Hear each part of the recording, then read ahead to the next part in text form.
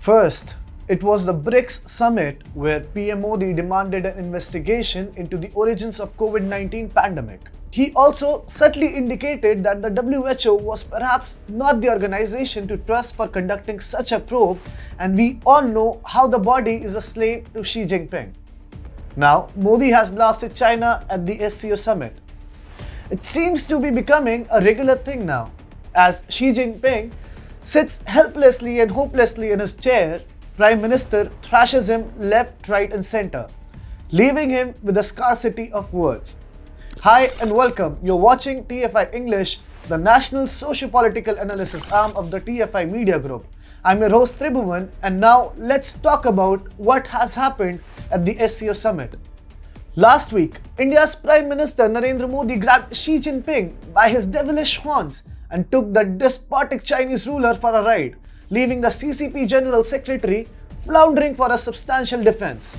This was done at the BRICS summit. Now, Prime Minister Modi has landed a hurtful punch on Jinping's face once again, and this time at the Shanghai Cooperation Organisation or SCO summit hosted by Tajikistan at Dushanbe. We all know how China has courted international anger for its purported involvement in the coronavirus outbreak, following which the very first case of COVID-19 were reported out of the city of Wuhan. Ever since, China has found itself isolated and in a dread of countries willing to get entangled with Beijing.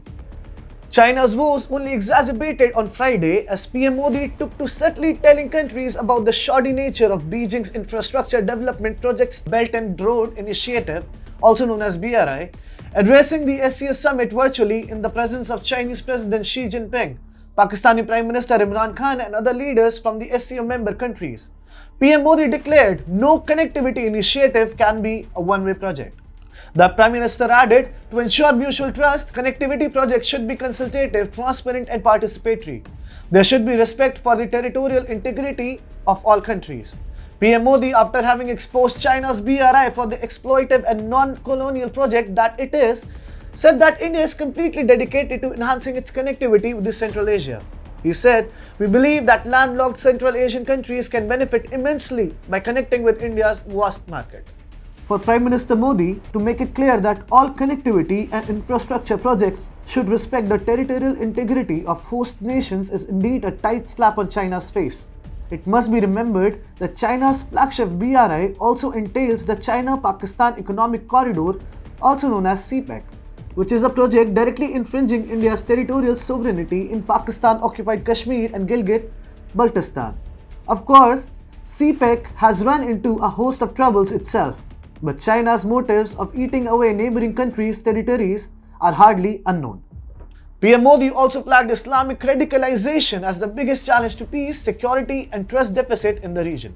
As reported by TFI recently, Prime Minister Narendra Modi made a strong intervention in the favor of a transparent investigation into the origins of the pandemic in the presence of CCP General Secretary Xi Jinping at the BRICS summit last week. Modi said, "Today global governance needs credibility.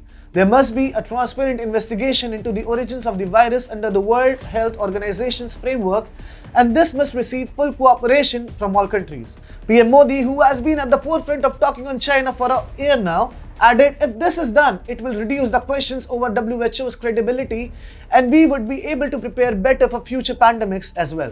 China is trying to increasingly establish itself as the authority of Central Asia, a region traditionally seen as Russia's backyard, courtesy of the fact that all Central Asia nations were once a part of the erstwhile Soviet Union.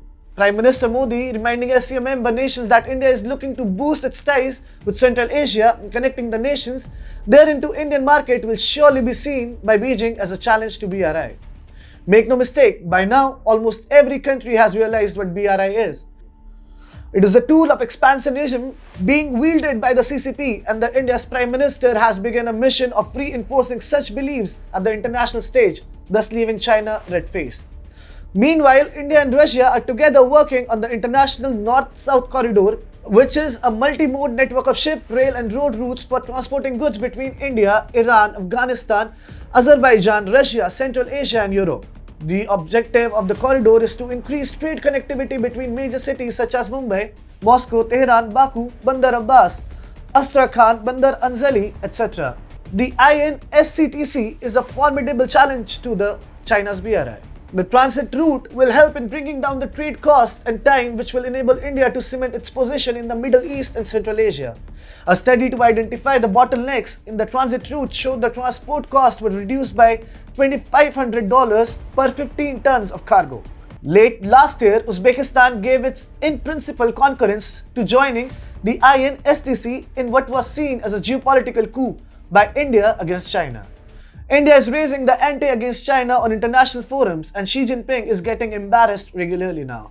Yet, there is nothing he can do to save himself the humiliation, since China has worked rather hard to earn India's ire.